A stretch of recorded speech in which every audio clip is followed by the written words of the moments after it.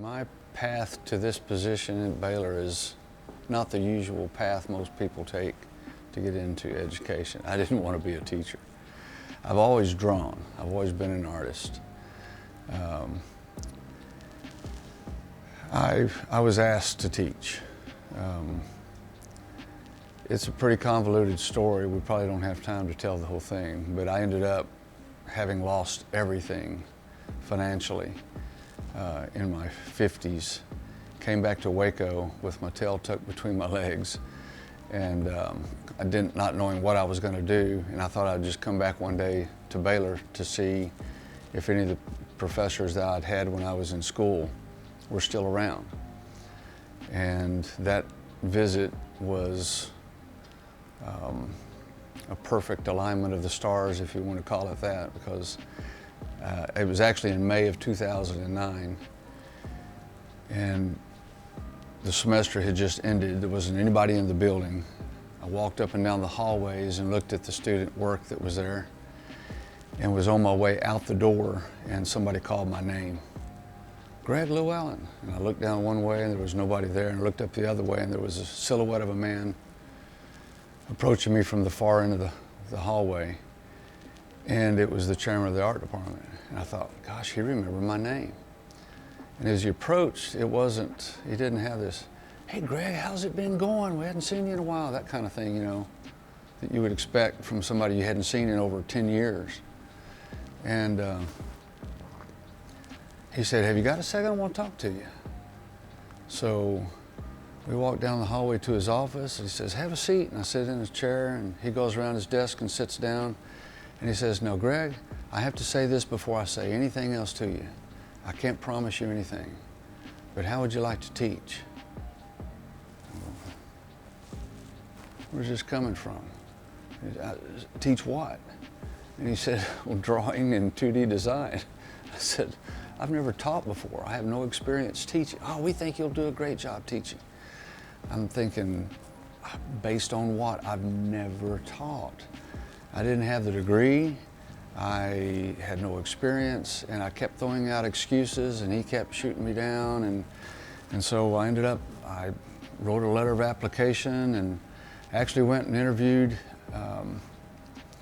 with the provost's office and the dean in blue jeans and a shirt with my ropers on, because I didn't have any other clothes. I'd left them all behind. And when I lost everything, I lost everything, including my dress clothes. Didn't even have a suit to my name. And they hired me, and that was 10 years ago. I'm still here, so. And I love it. I didn't know it at the time, but I absolutely love it. I've always had a passion for natural history, and particularly insects. But I've collected insects since I was 5 years old.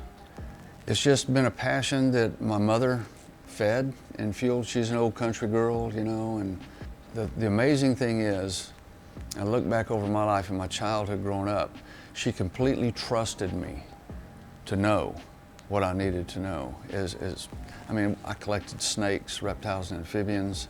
I collected birds, stuffed them with cotton, would preserve their skins and stuff them with cotton. It's pretty recent in my life that I've actually combined my passion for insects and my art.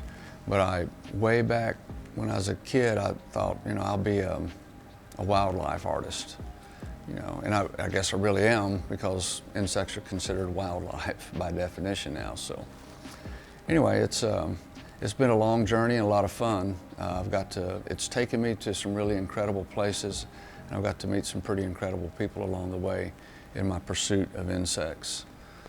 And now, my art, specifically with my insects, my art has changed my insect collecting, just like my insect collecting changed my art.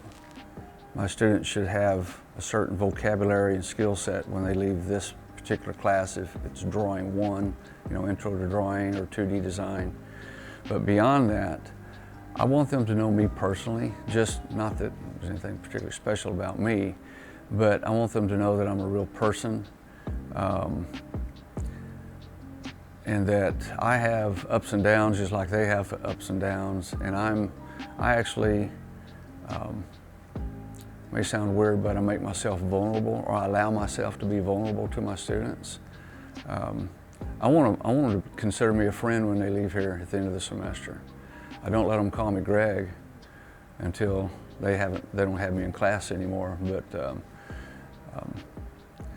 I want them to come back and see me, and a lot of them do. I get a lot of students through my office all the time just coming by to say hi and how things going, and I share with them crazy exploits and about my travels, stories about Zozo and Serbia and stuff like that, and they seem to enjoy it.